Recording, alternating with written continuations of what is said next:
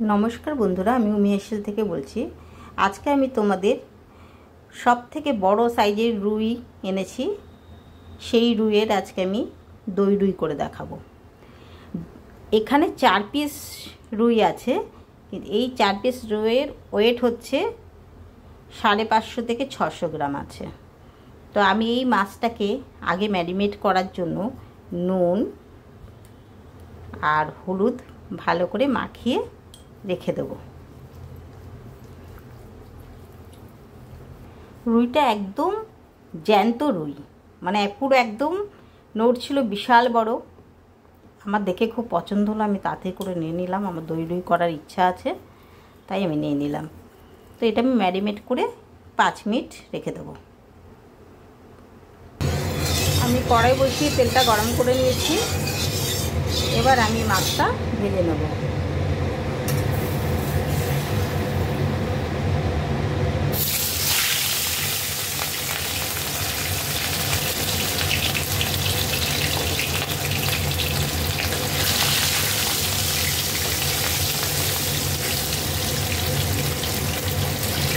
এই পাশটা ভাজা হয়ে গেলে কাপটা উল্টে দেবো।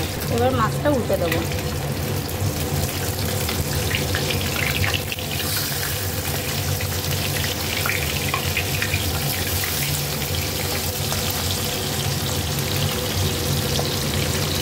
এইটাও আমি বিয়েবাড়ির স্বাদের দই রুই করবো। মাছটা আমাকে আবার এই পিঠটা উল্টে দিতে হবে, কেন খুব একটা ভালোভাবে ভাজা হয়নি। একটু কড়া করে না ভাজলে দই রুই ভালো লাগবে না।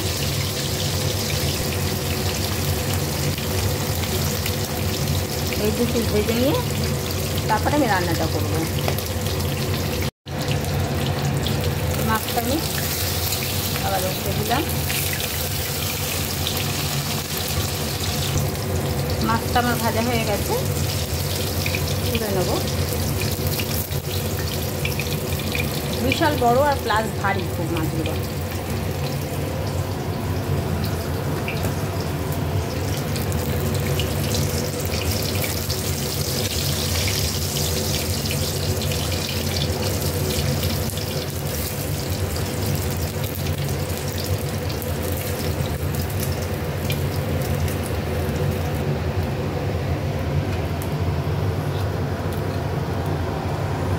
আমার মাছটা ভাজা হয়ে গেছে।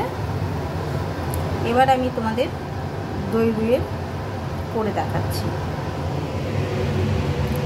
এই তেলের ভিতরে আমি সব কিছু করবো, আর তেল দেবো না। এখানে আমি 2টো এলাচ, একটা ছোট্ট দারচিনি ফোড়ন দিলাম।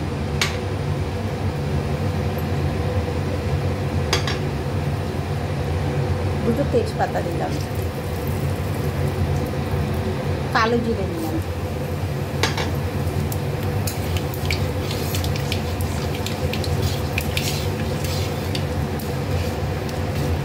হাফ পেঁয়াজ বাটা দিলাম,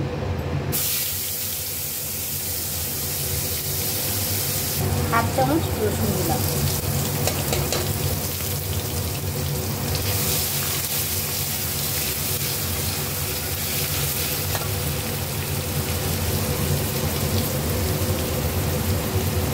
হাফ চামচ আদা দিলাম,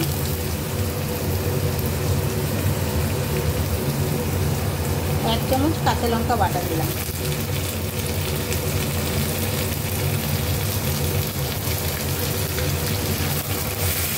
একটু ভালো করে গন্ধটা কাটানো কিনে একটু আমাকে নাড়াতে হবে।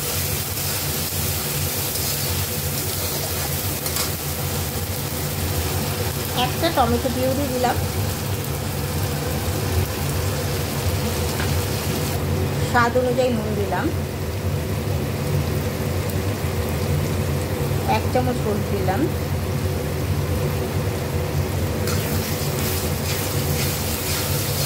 ভালো করে আমাকে এটা কষাতে হবে।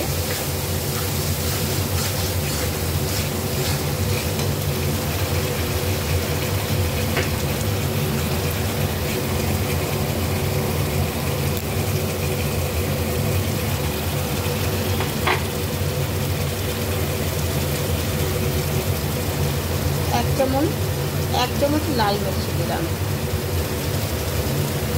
কাশ্মীরি মির্চ।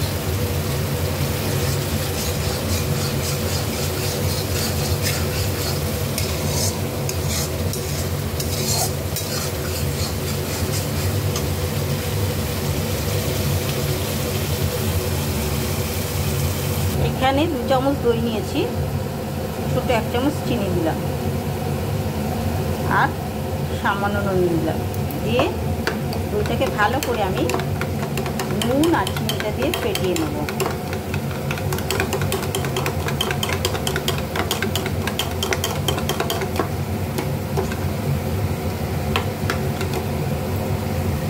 এখানে 1 চামচ জিরে আর ধনের গুঁড়ো দিলাম, এটা ভাজা গুঁড়ো করা।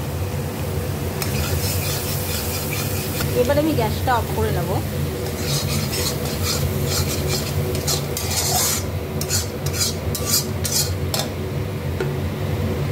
এই 2 চামচ দই যেটা আমি ফেটিয়ে রেখেছিলাম সেটা আমি দিয়ে দেবো।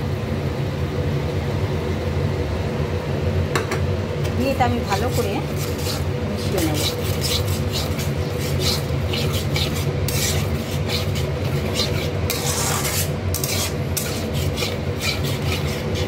এবার আমি গ্যাসটাকে জ্বালিয়ে নেব, কেন দইটা নালে না, যদি গ্যাস জ্বালা অবস্থা দইটা দেওয়া হয় দইটা ফেটে যায়। তাই গ্যাস অফ করুন, সবসময় দইটা দেবেন, দেখবেন আপনার দইটাও ফাটবে না আর কালারও খুব সুন্দর আসবে। এবার আমি মশলাটাকে আরেকটু কষিয়ে নেব, আরও সামান্য কষাবো।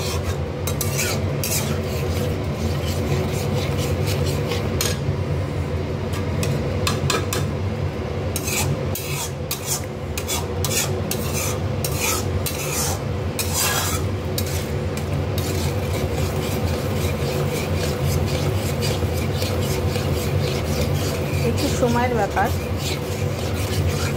কেননা খুব কম টাইমে এই সমস্ত রান্না হয় না যদিও, তাই একটু টাইম লাগে।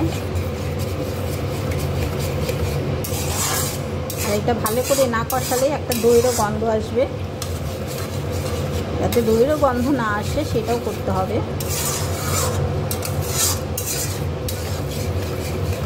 এটার উপর থেকে আস্তে করে তেল ছেড়ে দেবে, তারপর আমি জলটা দেবো।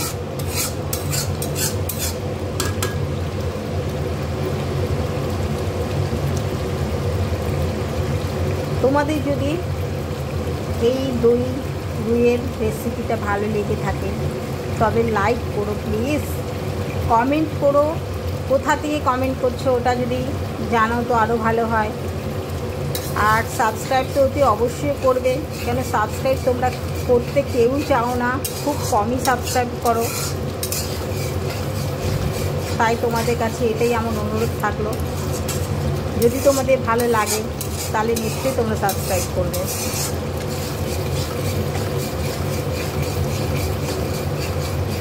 দেখো উপর থেকে তেলটা ছেড়ে দিচ্ছে, তার মানে আমার এটা কষানো হয়েই গেছে, পুরো কষানো হয়ে গেছে। এবার আমি এখানে এই বাটিটা 1 বাটি জল দেবো।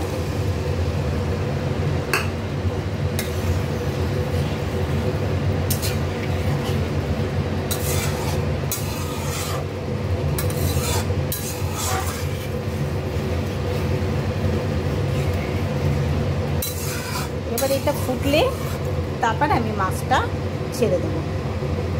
ঝোলটা ফুটে উঠেছে, এবার আমি মাছগুলো ছেড়ে দেবো 1 1 করে।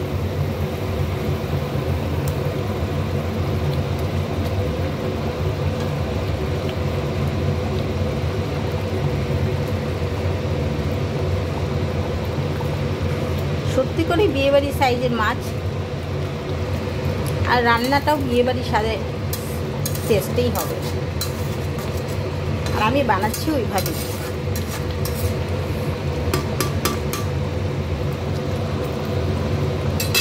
এবার এটা আমি একটু ঢাকা দিয়ে সিদ্ধ হতে দেবো 2 মিনিটের মতন। আমার দই রুইটা হয়ে গেছে, আমি 2টো গোটা কাঁচা লঙ্কা দিলাম। এবার তোমাদের আমি গার্নিশ করে দেখাচ্ছি।